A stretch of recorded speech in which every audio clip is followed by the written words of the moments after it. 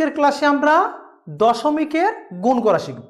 তাহলে দেখো প্রশ্ন কি আছে, 0.4 গুণন 0.02 গুণন 0.08 সমান সমান কত? তাই প্রশ্নটা এই 36তম বিসিএস এসেছে, 37তম বিসিএস পরীক্ষা এসেছে, 39তম বিসিএস পরীক্ষা এসেছে। তাহলে কিভাবে আমরা প্রশ্ন সমাধান করতে পারবো? দেখো এখানে কটা ভগ্নাংশ আছে, দেখো দশমিক ভগ্নাংশ আছে, একটা দুইটা তিনটে আমাদের দশমিক ভগ্নাংশ আছে। এখন দেখো প্রথম দশমিক ভগ্নাংশে দশমিক ঘরে কয়টা অঙ্ক আছে? দেখো তো দশমিক ঘরে একটা অঙ্ক আছে। এরপরে দ্বিতীয় ভগ্নাংশ দশমিক ঘরে কয়টা অঙ্ক আছে? একটা দুইটা অঙ্ক আছে। এরপরে দেখো 3 নম্বর ভগ্নাংশে দশমিক ঘরে কয়টা অঙ্ক আছে? একটা দুইটা, তাহলে দুইটা অঙ্ক আছে। তাহলে আমরা দশমিকের পরে যে তিনটে ভগ্নাংশ আছে, তিনটে ভগ্নাংশের দশমিক ঘরে কয়টা অঙ্ক আছে সেগুলো যোগ করব।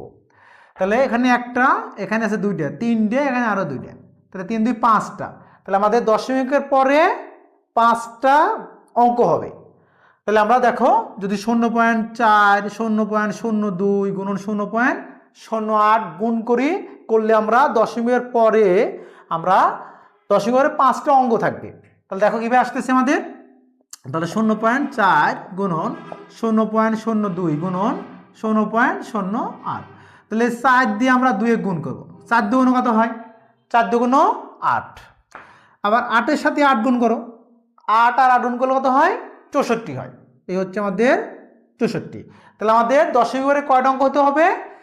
এখানে একটা, এখানে দুইটা, তিনটে, এখানে আরো দুইটা, 5টা। দশমিক ঘরে আর 5টা অঙ্ক হতে হবে।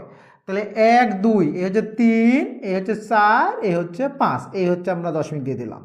তাহলে আমাদের দেখো দশমিক দেখো 5টা অঙ্ক হয়ে গেছে, একটা দুইটা তিনটে চারটে 5টা। তাহলে আমাদের উত্তর কি হচ্ছে দেখো, তাহলে আমরা এই 0.4 গুণন 0.02 গুণন 0.08 গুণ করলে কত পাবো আমরা?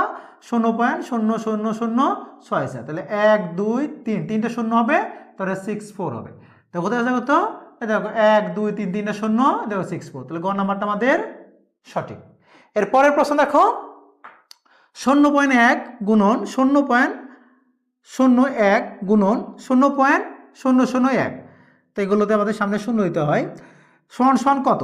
বিসিএস কত বিসিএস এসেছে আমাদের? 43তম বিসিএস পরীক্ষা এসেছে। দেখো প্রশ্ন আবার দেখে নিই আমরা, 0.1 গুণন 0.01 গুণন কি আছে? 0.001। তাহলে আমাদের এখানে ভগ্নাংশ কটা? দেখো তো আমাদের ভগ্নাংশ তিনটে। তাহলে প্রথম ভগ্নাংশ দেখো দশমিক পরে কটা অঙ্ক আছে? একটা। দ্বিতীয় ভগ্নাংশে দশমিক পরে 2টা অঙ্ক। তারপর 3 নম্বর ভগ্নাংশে 1 2 3টে অঙ্ক আছে দশমিক পরে। তাহলে মোট কয়টা অঙ্ক হলো আমরা যোগ করব। তাহলে 1 2 3 4 5 6, তাহলে আমাদের দশমিকের পরে 6টা অঙ্ক নিতে হবে। তাহলে আমরা এই 1 আর 1 গুণ করলে 1 হয়, 1-এর সাথে 1 গুণ করলে 1 হয়, তাহলে 1 দিলাম। তাহলে আমাদের মোট দশমিক পরে কয়টা অঙ্ক নিতে হবে? আমাদের দশমিক পরে 6টা অঙ্ক নিতে হবে। তাহলে দেখো, তাহলে 6টা, 1, এই হচ্ছে 2 3 4 5 6, এই হচ্ছে দশমিক দিয়ে দিলাম। দেখো দশমিক দেখো 6টা অঙ্ক আছে কিনা? একটা দুইটে তিনটে চারটে 5টা, দেখো 6টা।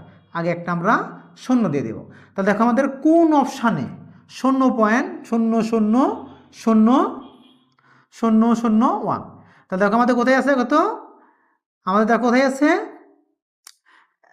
1 2 3 4 5, 5টা শূন্য, 1 2 3 4টে শূন্য আছে, 1 2 3 4 5। তাহলে দেখো এই ঘ নাম্বারটা কিন্তু আমাদের এই উত্তরটা এই ঘ নাম্বারে আছে, তাহলে আমাদের ঘ নাম্বার প্রশ্নটা সঠিক।